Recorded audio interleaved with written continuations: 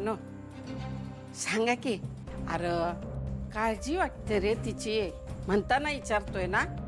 सांगा की तो कोण तो छकुला छकुला त्याच्याबरोबर काही गॅटमॅट हाय? अहो आई थांबा ना. अगं तोंड शिवल्यावानी गप्प राहिले. नाही नाही, त्या दिवशी तुम्ही काहीतरी सांगत होता. म्हणजे आपलं धड बोलणंच झालं नाही ना. आम्ही ना शिवानीला विचारायचा पण प्रयत्न केला, पण आम्हाला काही सांगेच ना ती. हे मेल्यानो बोला की काहीतरी. हो, आणि आम्हालाही तेव्हा तसंच वाटलं होतं, पण नाही तो आमचा रेग्युलर क्लायंट आहे. बाकी शिवाला असं काय वाटत नाही, आणि त्याला तर बिलकुलच नाही. हा ना. अहो तुमचा गैरसमज होता आजी थोडा. तसं काही नाही. आता दिव्यताईचं लग्न आहे ना, तर या सगळ्या टेन्शनमुळे ना ती जरा सगळ्यांपासून दूर गेली. अरे असं कसं? नाही म्हणजे त्या दिवशी तुम्ही काहीतरी वेगळंच सांगत होतात. बरोबर आहे काकू, आम्हाला पण तेच वाटायचं. आम्ही पण तुझी किती गंमत करायचो काय रे. पण तसं काहीच नाही आता. पण असं कसं? नाही म्हणजे हल्ली शिवानीच्या वागण्यात खूप बदल दिसायला लागलाय. हा, ते तुम्ही तिला सांगता ना मुलीसारखं वाग मुलीसारखं वाग, म्हणून ती प्रयत्न करते.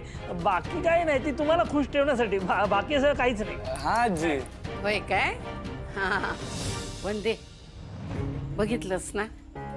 अगं तसं काय बी नसणार. अरे पण मग ती सतत कुठल्या तरी विचारात हरवलेली असते, त्याचं काय?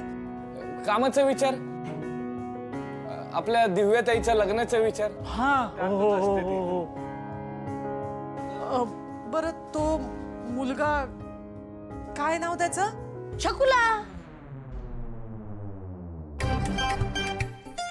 हा तोच तो. कोण? छकुला. मला सांग त्या छकुलाचं आणि शिवाचं काय गॅटमॅट हाय? सांग. म्हणजे त्याच्या मनात सुद्धा शिवानीबद्दल काहीच नाहीये का? नाही, अजिबात नाही काकू. तो एकदम मनाने साफ आहे. जर काही असतं ना प्रेमाबद्दल त्यांच्या, तर कळून आलं असतं लगेच. काय रे. बरोबर आहे. बघितलंस ना वंदे, मी म्हणलं होतं का नाही तुला. अगं आपली शिवा असलं काही करणार पण नाही. दिव्याच्या लग्नाचं टेन्शन असेल ग तिला. आपल्या शिवाचं असं काय असेल ना, तर ती पहिल्यांदा येऊन मला सांगल आणि मग तुला पण सांगल, आहे का नाही. मग मला ना खरंच शिवानीची काळजी वाटते हो.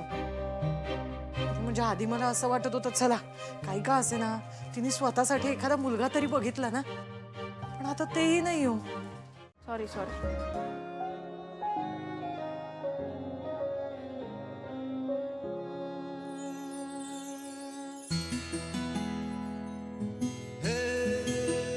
थँक्यू.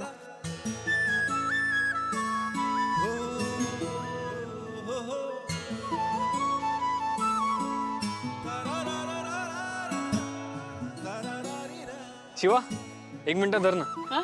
छत्री धर. आलोच मी. अरे पण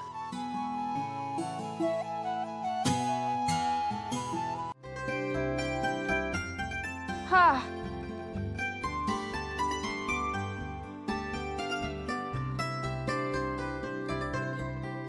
हे घे.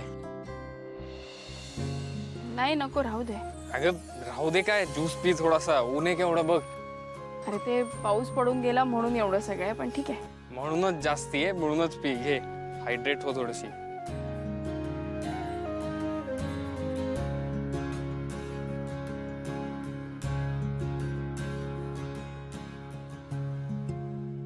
तू मला आधीच का नाही सगळं सांगितलं? बरं झालं तू विषय काढलास.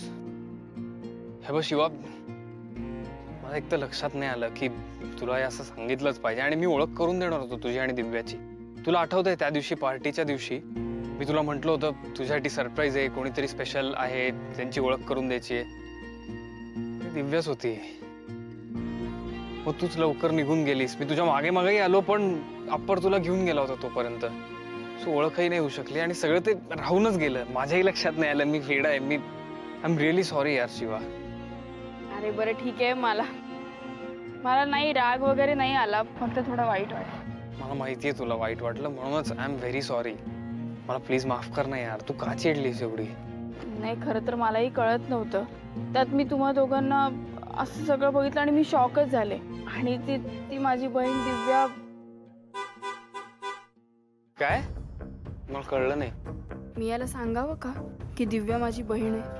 नाहीतर असं नको व्हायला की मी याला सांगेन आणि सगळंच अवघड होऊन बसेल. मी सांगितलं आणि याला राग आला तर? पण नाही सांगितलं तर मी मैत्रीत सगळं लपवून ठेवलं असं होईल ना. आज मी चिडले आहे, उद्या त्याने मैत्री तोडली तर? पण दिव्याचं लग्न पण महत्वाचं आहे. शिवा, काय झालं? काहीतरी सांगत होतीस. तेच की आपण म्हणजे आपण मित्र आहोत आणि मला त्याचं वाईट वाटलं असं. हे बघ, खरंच सॉरी. मी मुद्दामून नाही केलं.